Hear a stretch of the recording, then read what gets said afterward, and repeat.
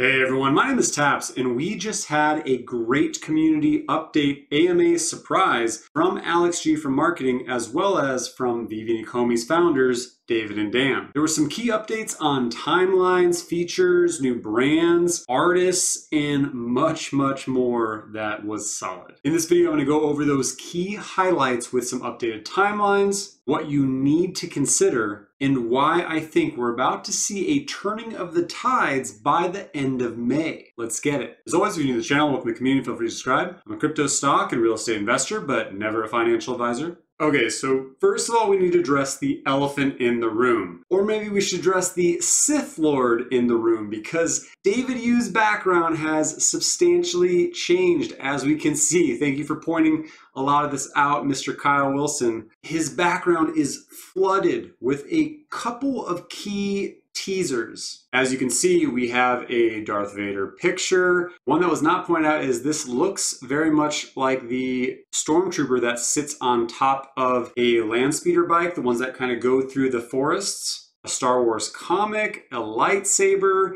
a Vader version of the BB-8, as well as a bust of Vader. We can also see Ron English Liberty statue, a Pokemon card in the corner randomly, and a couple of other things just kind of jump out. But the heavy level of Star Wars is interesting, especially since the last AMA, we can see David did have not only the Ron English flowers that we did have in drop, but he also did have Toby, which I don't believe had dropped at this stage. Still really hopeful for this Banksy, which they did touch on one-of-ones and a list of artists coming, but we'll get to that. Look at the amount of change in how much Star Wars there is. Now, could he be trolling us? Yes, that is very much a you thing to do. But he also likes leaving breadcrumbs. And we know that May the 4th, may the 4th be with you, is coming up, as well as May 25th, which May 25th is when Star Wars actually did release back in 1977. Now, I feel like at this stage, it doesn't make sense to really tease us. We're in a down market, sentiment has been rough, so I feel like these are breadcrumbs. What kind of Star Wars could come? We've obviously seen the C-3PO and the R2-D2 from Gold Moments, which I did not have a C-3PO. I bought one the second I saw that background because I know that price is going to rally with the lead up to the drop. First thing comes to mind is Star Wars comics. Star Wars comics are really high sought after.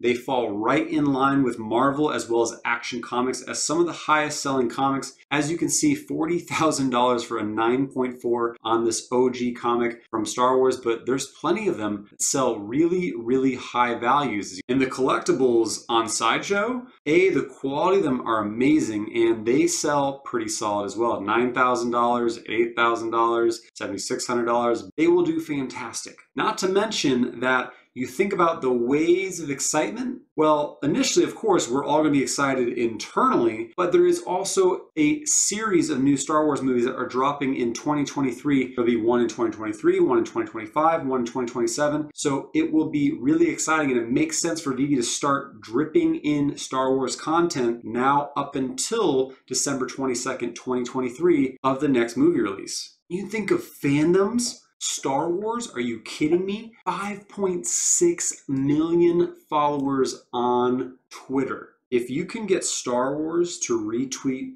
the actual Star Wars drop, and just not the gold moments, but the actual Star Wars drops that are going to most likely be coming, oh buddy.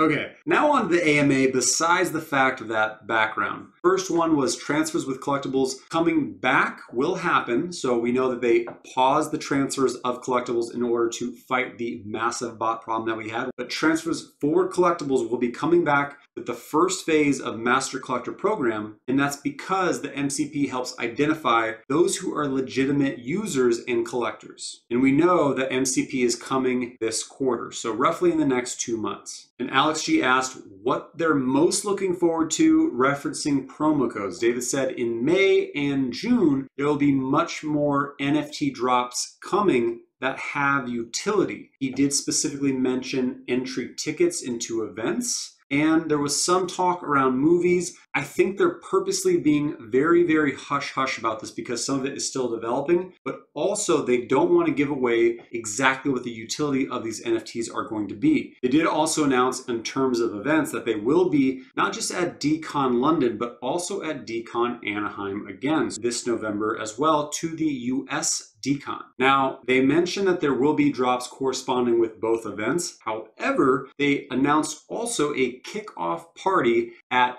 LA 3D Retro Vinyl Toy Store, where they will be having murals, some artists involved that sounds like we know some, and some utility for those attending. So potentially there might be the ability to grab drops only if you're in attendance. Now, I'm in California, so I will for sure be going to this as long as there's nothing I have on the calendar. It sounds like this 3D Metro event will be on June 4th. Now, I went to 3dretro.com, but they don't have tickets for sale yet. But when you look at some of the artists who are at it, Okie Dokie, DC Collectibles, Medcom Toy, Kid Robot, which is of course Frank Kozik, Tristan Eaton, Hot Toys, Funko Pop, Super 7, 3A. I mean, there are some pretty solid companies here, and I'm really curious to see what we could have further utility. The next piece is a new artist this week, Patrick Hughes, who invented the Reaver Perspective art. It's a new type of art entirely to the Veve platform. You can see how he plays with your vision, plays with your mind, your perception. I think this is brilliant, and I think it's really cool to see come to our showrooms. This is that kind of next step that we're looking for Artist Alley, right? You think about the artists that we have, and they're amazing, but this is what many of us have been waiting for and looking for, is this elevated form of art. And again, not judging the other forms, but this speaks to me. This is really, really cool to see. And I'm excited for these drops specifically from Patrick Hughes. And Patrick is a well-received artist. He was even on Tech Insider back in 2017, 3.81 million subscribers, very prolific artist. When you think about the value of his actual real-life art, it's hard to find some that are available, but $15,000 to $20,000 for the splash of color, $100,000 to $150,000. And he's had several pieces of work that have sold for over $1 million. Veve said that he will have a couple series of these coming, and they will be very limited runs. The next piece is they touched on the roadmap side, which the web platform is live in production, and at the end of this week, the first group of people will be invited via email. They said you do have to be essentially whitelisted for this, and every 3 to 5 days, there will be new waves of users who are brought in. Now, if you're not familiar with why the web version is exciting versus the app version, well, for one, being able to build out your showrooms is going to be so much easier with something like an actual mouse. But the bigger picture is the ability to get away from the Apple fees. Apple takes 30% fees because they are a mobile-centric platform. Now, I highly recommend, if you gain access to the web platform, do everything that you can to purchase, to go for drops, do everything through the web version, because that is going to ultimately make Veve more money. Now, why do you want Veve to make more money? Because we want more updates. We want more UI changes. We want more money flowing into this company that we've invested into to scale and broaden as fast as possible. So if you can cut out a 30% overhead, that is the best way of doing it. Next piece, they touched on KYC, the ability to actually authenticate your users. They've said all partners are in place. The front end UI are also in place, and they're feeling comfortable with the compliance piece. So it's in development, and Dan says that it does link into the ability to cash out MTL, but it looks like it's moving along and should be probably coming in June. Next is the waitlist, or the waiting room style drop system, which is completely finished and is deployed to production environment. But that first waiting room style drop is actually coming in May, and they will do a test drop. So it'll be a blind box with 4 NFTs. It'll be a white V, a white E, a blue V, and a blue E, obviously spelling out Veve. It'll most likely be extremely, extremely cheap. People are going to be excited about it, cool, but it's more to just test that type of drop style, right? Now, this drop style will help with bots, which we did see bots fall off a cliff with the transferring being absolutely shut off. However, they will turn that back on, right? So this waiting room style will absolutely help with that. Now, I usually like Veve's stance about not really answering to competitors who cast FUD at them. However, Dan took shots at the bat cowl drop from DC and Palm that just happened. And basically it was like, oh yeah, you know, the Veve letters are going to be 200,000 mints and roughly about $200 to $300. That was a shot. And honestly, I'm usually not cool with companies taking those shots. However, this one, I get it. Because when you type in first DC NFT, what do you see? DCX Palm. This is false information. As we know, the first DC NFT are the Todd McFarlane Batmans on Veve back in 2020. So the fact that they would advertise this way is extremely unprofessional as a partner licensor. And with the metadata coming up, which they did give an update, I'll get to it, that will completely nullify this piece. But I do think DC and Palm are really doing themselves a disservice by making these claims just for awareness and clout. And so when that metadata does become apparent, I will be for sure tweeting at DC and Palm and let them know you need to change the verbiage because it's misinformation. I'm still undecided if I'm going to buy one of these bat cowls. 200,000 cowls at $300 is absolutely insane. And I like the roadmap. I like the vision. I think DC is amazing. However, $300 for that high of edition, I don't know. I've done the research. I think they might be worth it. But if you really think they're worth it, leave a comment on the video. Let me know why, because I'm battling with myself right now to determine if I should buy one. Next piece they gave an update on was MCP, the Master Collector Program. It'll be rolled out in phases. This is the first time we've heard that this will come in phases as well. Phase 1 will equal the ability to see your level, the ability to see your rank in the entire Master Collector ranking system out of all Veve users, as well as seeing how many points you've accumulated. All of that visibility will be seen within your profile, and some gamification will be implemented with that MCP side, right? You'll want to come in and see your ranking. If you level up, if you level down, there will be streamers and excitement when you level up, just like any kind of app. But that little bit of gamification, I guarantee you will increase retention in the app because we've seen it with HRO. Shoot, name any mobile app game, you get usually points or coins or something just for logging every day, and they do that specifically. Now, for MCP, you will need to opt in, and then it will run a retroactive calculation to determine your MCP points, and you'll be in after about X amount of hours, but it does that calculation, again, retroactive to see how many points you've accumulated. They didn't give an update on what month this is coming out, but my guess is most likely sometime in June. Next piece is metadata visibility. This is something that we've all been harping on forever. We want the ability to show that our NFTs are real NFTs. Well, we can show that our NFTs are real NFTs. If you've never been to a Mutascan, I highly recommend you go check it out.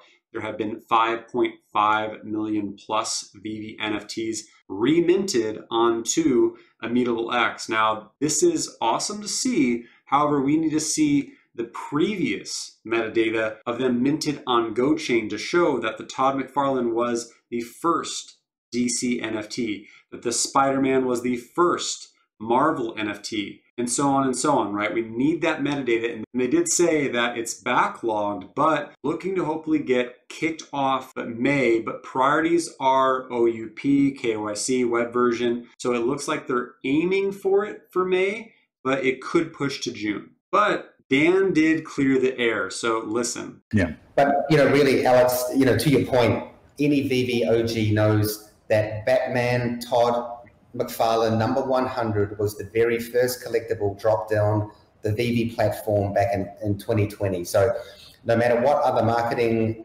companies say about being the first NFT of XYZ, we all in this community know the truth. The next piece was an update on the Artist Alley. So Artist Alley is coming out after web version. So there's going to be specific Artist Alley rollout on the web version only. So again, start using the web version when you gain access outside of the app. One of ones will be coming and starting with existing artists and then bringing in partner artists from studios from a huge list. And Dan and David couldn't say who yet, but they did say they are AAA artists. I immediately think, of course, of Ron English with the rabbit grin that we've heard about for now almost a year. He randomly said you have to catch them all with referencing the one of ones. He's just teasing, of course. I don't think Pokemon is coming soon, probably not even this year, not until we have localization, but he did mention May as well. And we again can see the background of all the Star Wars stuff behind David Yu. And David reiterated that there are some solid brands coming in May. Dan reiterated what Reese said, that there is going to be a big update on the tokenomics side of the house with the OUP, the OMI Utility Program article. On the OMI utility side that we've all been dying for is that OMI will closer align with the Veve app, with some utility directly into our collectibles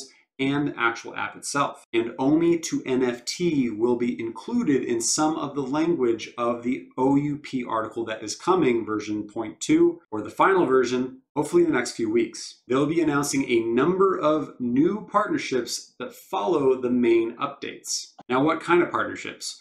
Well, they've said a lot of companies have approached them asking if they can integrate OMI into their apps and or games. So there are companies approaching them not just about games, but other apps. Now, what other apps could those be? Maybe types of shopping apps, maybe types of branding apps, maybe types of social media apps. But gaming is a big piece of that. There are 3 games coming that will have OMI, including play to earn OMI. David again said there are a few projects in the works. We've all been asking when marketing for a very long time. Alex did say that we will no longer have to ask soon enough because it will be very, very apparent. He's been building out his team and apparently marketing is going to start rolling out. He also asked Dan about additional users and scaling, and Dan said they've been hiring new people every single month, with hiring 5 to 7 people this past month. So Veve is scaling. They are actively putting their money back into people and resources in order to scale fast to meet the needs. And the last piece is we know that season 3 started back in October 15th of 2021. It's been a long season 3 now that we're in April, and season 4 kicks off in May is what David said. Overall, solid updates. And I think Veve has figured out what the key priorities are, what they need to enact on. And those key priorities actually happening will pump some life back into not just the market, but this community. Values of our collectibles are down, OMI price is down, because sentiment is down based on delayed timelines and undelivered key items that we've been waiting a long time for. Fast forward to now, those items that we've been waiting for are happening in the next few months. There is no more delay. They are actively being taken care of. And there are some huge added items that we weren't expecting at all, but they're all stacking on top of each other, like gaming with play to earn OMI, the tokenomic restructuring focused around stronger utility of the OMI token, promo codes tying physical toys directly to our digital NFT collectibles, event exclusive drops, one of ones, and Artist Alley web version, metadata visibility, marketing, MCP, and of course, the ability to cash out through the money transfer license, MTL. That's a big stack of things, not even considering some of the brands and licensors that are supposed to be dropping. That's a lot. That's a lot to, I'm excited. The only thing I can think to say to end this video is, may the 4th be with you. As always, I hope you found my content valuable. If so, please hit the like button, leave a comment down below. The likes and comments appease the algo overlords and help my channel to continue to grow. If you haven't yet, please hit the subscribe button, notification bell for future content. That's it for today. I'm Taps. Thank you for your time, man. Happy trading.